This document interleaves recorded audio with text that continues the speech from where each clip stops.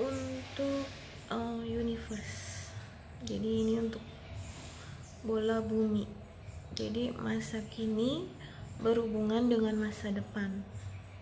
Entah itu masa depannya ratusan tahun lagi atau apa, kita nggak tahu ya. Itu tergantung Tuhan. Mengenai kiamat kan sudah diprediksi gejala-gejala semuanya. Jadi di sini saya tidak hoax. Hoax itu berarti berbicara bohong dan tidak sesuai dengan fakta. Saya ingin memberikan petunjuk nih. Tunjuk ke semua universe satu bola bumi. Mumpung saya masih hidup, karena saya hidup juga pakai jadwal datang ke bumi 25 Juli 82, dan jadwal nanti mungkin kematian saya udah dipersiapkan oleh penguasa bumi dan langit, semua udah dipersiapkan.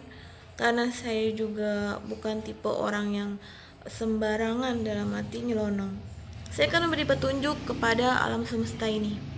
Karena saya lahir beragama Islam, yaitu Tuhan saya Allah Subhanahu wa Ta'ala, dan Nabi terakhir adalah Nabi Muhammad SAW. Jadi begini ya, kita menurut agama kepercayaan masing-masing. Setiap Tuhan itu ada dalam setiap agama kalian. Jadi setiap agama yang kalian yakini. Karena saya belajar fokus mencari Tuhan, dan saya sudah menemukannya pada saat saya usia 30 tahun. Itu sudah mulai menunjukkan Allah kebesarannya Tuhan. Kuncinya adalah karena saya beragama Islam, Tuhan saya adalah Allah Subhanahu wa Ta'ala, dan Nabi terakhir saya adalah Muhammad. Di sini kita berbicara tentang kunci universe. Kunci universe itu adalah Nabi Muhammad. Bagi saya Nabi Muhammad adalah raja yang dipilih oleh Tuhan. Makanya selalu bergandengan dalam setiap langkahnya Tuhan, Allah dan Muhammad. Allah dan Muhammad itu adalah kuncinya. Kenapa kita butuh kunci?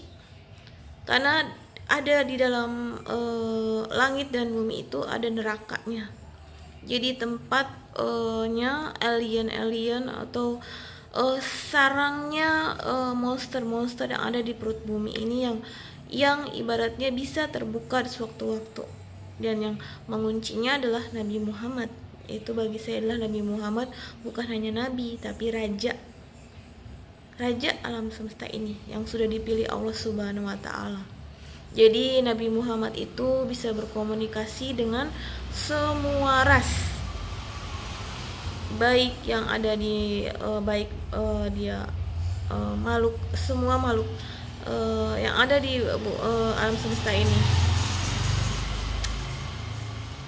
Dan benar, kalau dibuka kuncinya akan terbuka semua ras. Ras apa aja yang terbuka dari neraka? Ada ras gurita alien yang kita lihat seperti di film YouTuber itu ada, atau film-film yang dulu-dulu itu benar, itu adalah pembawa pesan. Kayak fakulti alien itu benar. Terus yang perutnya membuncit karena alien itu benar, tidak hoax. NASA yang itu benar, itu semuanya benar. Kenapa sih bisa begitu? Karena mereka berkomunikasi dan selalu dengan saya. Saya terhubung dengan alam semesta ini. Dan yang petunjuknya yang kedua adalah jangan pernah kalian itu mengkhianati Tuhan. Jadi memiliki prinsip. Kayak saya nih, saya lahir Islam. Bagi saya di dalam Islam itu saya sudah menemukan Tuhan. Ketika saya mati total, saya tetap Islam. Nah, terus saya dari keluarga Broto Yuwono, dan kakek saya Broto Yuwono dan Jarkasih. Ibu saya Endang Setiawati dan Rahmat Saryang. Itu tidak boleh putus sampai mati, walaupun ibaratnya keluarga kandung itu jahat dan kasar dengan kita, karena kita sudah memegang perjanjian di bumi dan langit. Kalaupun putus ataupun mengganti keluarga kandung atau mengganti silsilah, itu harus diikutsertakan Tuhan. Nah, yang saya sebut ada dewa-dewa itu memang benar.